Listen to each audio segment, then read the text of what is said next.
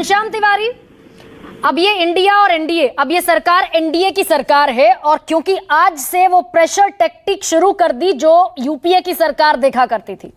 कभी nuclear deal पर समर्थन वापसी, कभी पेट्रोल डीजल प्राइस हाइक पर समर्थन वापसी, अब ये एनडीए की सरकार देखेगी।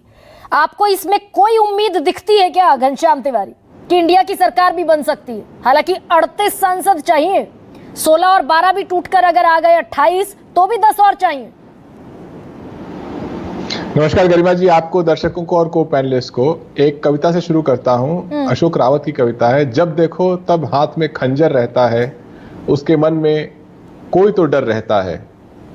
गुजर रहे हैं बेचैनी से आईने चैन के लिए, लेकिन हर एक हाथ में पत्थर रहता है। गौर से देखा हर अक्षर को जब तब जान चल हो जा शुरू। केसरिया से मन जोगी हुआ रे, दिल झूमे देखो पतवारा हुआ रे, दिल झूमे देखो पतवारा हुआ रे। हर पल मनाओ केसरी त्योहार।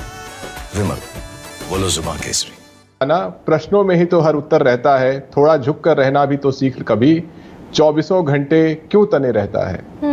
तो ये जो हर हाथ में खंजर लिए हुए ये नरेंद्र सरेंडर अलायंस है, जिसमें भारतीय जनता पार्टी ने जिसके साथ हाथ मिलाया, कश्मीर से कन्याकुमारी तक और गुजरात से लेकर मिजोरम तक, हर उस हाथ को डस लिया, गिद्ध की तरह अपने सहयोगी दल को नोच लिया।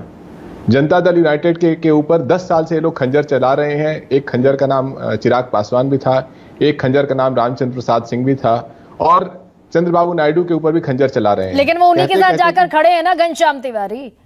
नीतीश कुमार चले गए, नाराज हुए, कन्वीनर नहीं बनाया, अंत तक आपके गठबंधन का कुछ पता नहीं था, चले गए, वहां जाकर खड़े हो गए। बात यह है कि भारतीय जनता पार्टी के साथ सब एक दूसरे के ऊपर हाथ में खंजर लिए खड़े हैं। हाँ। अगर चंद्रबाबू नायडू स्पीकर का पद मांग रहे हैं, क्यों मांग रहे हैं? वो जानते हैं कि सरकार टिकेगी नहीं, और जब ये टिकेगी नहीं तो उस दिन स्पीकर का पद मायने रखेगा। मूल सवाल क्या है? आज से हमने विपक्ष की भूमिका निभाना शुरू कर दिया है।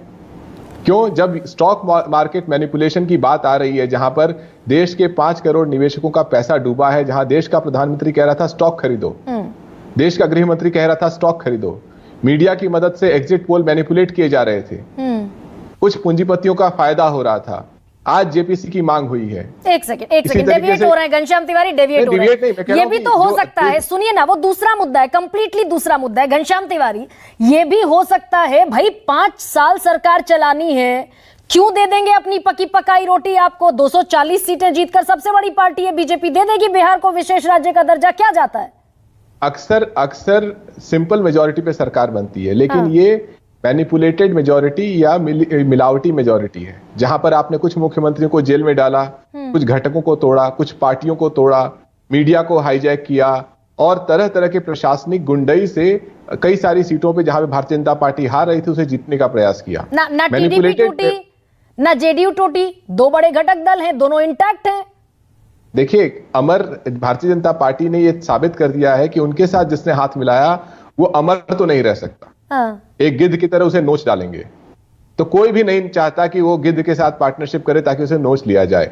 लेकिन मुख्य मुद्दा क्या है? ये चर्चा ही इसलिए शुरू हुई कि अग्निवीर की बात हुई। जिस पार्टी को देश की जनता हराना चाहती है कि उसने बेरोजगारी का मंजर दिया, अग्निवीर उस मंजर का एक हिस्सा है। इसी तरीके से जिस तरीके से पेपर लीक हुआ, आज नीट के एग्जाम के लीक होने की या अनियमितता की बात हो रही है, ये मूल मुद्दे से अलग बातें हैं।